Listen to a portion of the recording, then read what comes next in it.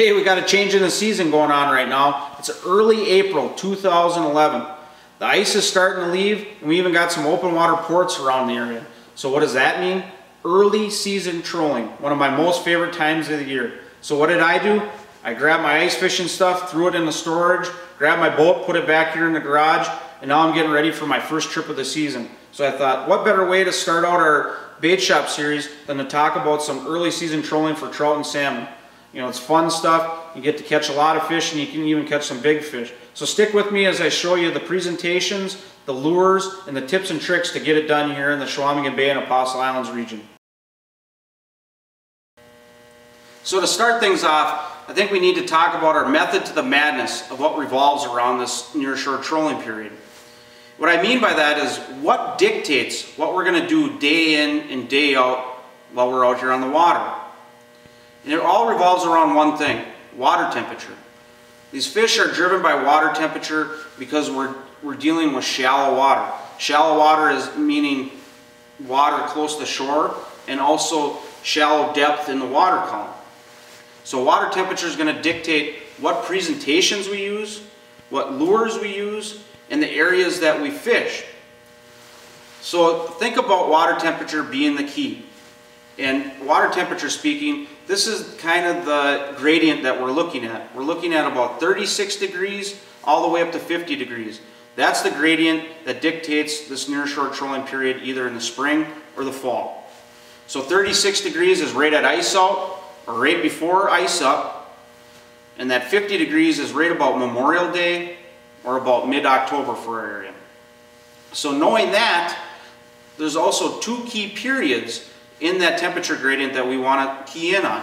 There's a cold water period, and that's about 36 to 40 degrees, and then a warmer water period, that 40 to 50 degrees.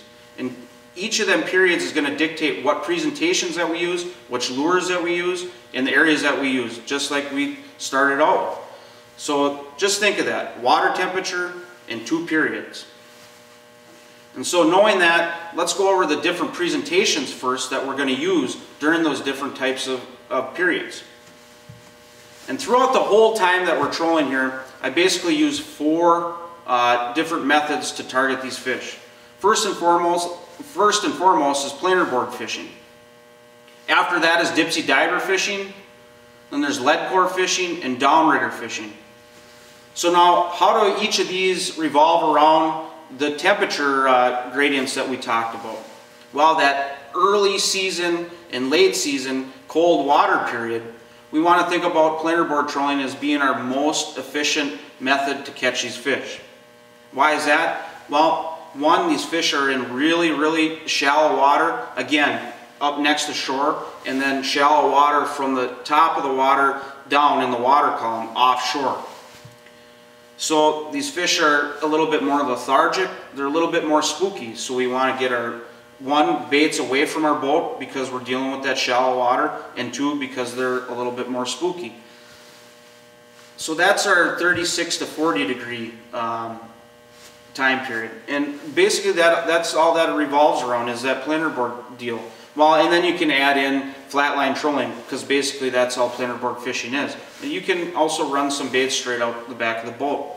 So now once we get into that warm water period, that's when we start acclimating these other types of methods into our lure spreads and into our whole trolling V. So we put some dipsy divers out, we put some lead core out, and we put some downriggers out. And now what we want to do is we want to talk about the lures that go with that, and that'll kind of all meld that together. So again, remember, temperature is key, and temperature is what's going to dictate these different types of methods in the places that we fish for these trout and salmon. So now we know the methods we're going to use. Let's talk about the actual lures that we're going to put behind these applications to catch these fish. Again, keeping in mind we have two water temperature periods, the cold water and the warm water period. The cold water period, you want to think about stick baits and crankbaits to be your mainstay fish catchers. When you're talking about crankbaits and stick baits, you're talking about Rapala, Storm, Yozuri, Reef Runner, the list goes on and on and on. But within those lure types or lure categories, you want to think about the different types of shapes and sizes within that genre of lures. So within the Rapala, say we have the original floater. You know, you have a jointed crankbait, you have an X-Wrap, Husky jerk, stuff like that. Each of these baits come in different sizes. And that's what we want to talk about right now, the sizes and the shapes of these baits and how they make you more successful during this nearshore trolling period.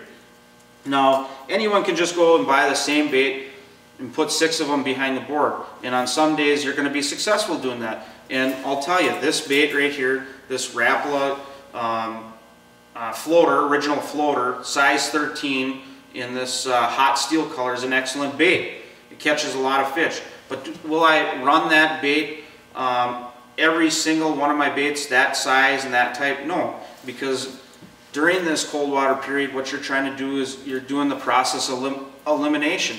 These fish could be keyed on one type of bait one day, and the next day they're totally on a different type of bait or color of bait or size of bait. So that's what we're trying to do here with our trolling spread. We're allowed to use a lot of lines. We're using 3 lines apiece. So use that to your advantage. Take different sizes of baits, different types of baits, and put those out onto your lure spread. Now we're all going to have our key baits that we love using to do that, and that's great. But always vary up the size, type, and action of the bait. And what I mean by action is when we're talking about, say, a Husky jerk compared to this floater is going to have a lot less action. It kind of pulls straight in the water column. This is going to have a little bit more action. It's going to be a little bit more aggressive. And then you think about, well, then we start talking about crankbaits, which is going to be even more aggressive. Say like this Berkeley flicker shad, which actually is a sleeper bait out here for catching these fish. So cold water period, you're thinking about these stick baits, but the main thing you're thinking about is varying your spread with the size of baits, the types of baits, and the action of the baits that you're using. And that's going to make you successful during that cold water period. And now when we're coming up into that 40-degree range and we're starting to use different methods, now we're going to start incorporating spoons and some Dodger fly applications or presentations into our spread. So we're talking about, spoons about 3 to 4 inches. Here's a typical type of spoon that I'm going to be using out here. I really like oranges, pinks, blues, and greens. These Jim's flashback spoons are really good. Also, a spoon that's carried heavily at River Rock Inn is a Fishlander spoon, which is no longer made, and pretty much that's where the only place you can get them now. But that spoon is very good out here as well. So now we're using these again on our Dipsy setups, which I use 2 different sizes. Use this little one and a little bit bigger one. We're using it on lead core, and we're using them on our downriggers. And with that as well, as we even get more aggressive, we're putting on our Dodger and Fly situation, or Dodger and Fly presentations. Basically, that's just a 00 Lure Jensen Dodger, and that's Opti Fly. Other flies that are really good are Howie, peanut flies, and the like. So these are presentations that allow us to get more aggressive, because as the water temperature start rising, the fish are getting a little bit more aggressive. They're feeding more heavily. They're coming closer to the boat, so we can add these types of baits into our spread and be more successful. Now we know what lures we're going to use. Let's talk about actual fish location. Where are we going to go to actually catch these fish? Here in our area in Chequamegon Bay and the Apostle Islands, basically our trolling revolves around shorelines, either on the mainland or along islands. So basically we put our planer boards and our other methods out, and we troll along the break lines of the shorelines, either up real shallow or off of the first break of the shoreline, which is great. I mean, you can just keep on going and going and going and going and catch fish here and there. Here and there. There's specific spots usually where you're catching these fish, right? Well, yeah, it's always the case. There's always key select spots along these shorelines that we want to target. Instead of just keep going, why don't we just target the areas that hold the most fish? That's what I do, and it's pretty successful for me. So what I'm looking for when I'm trolling down these shorelines is one, a temperature gradient. I want to see a higher temperature than I do anywhere else down the shoreline. So where's that going to happen? One right away is river mouths. River mouths are flowing out warmer water into the lake water, and that's creating a temperature gradient. And these fish are going to flock to that. That warmer temperature, especially early in the season, is what's going to hold these fish time and time again. So that's one spot. The next spot I'm looking for is actual points. And it can be a point off of a shoreline or even an underwater point.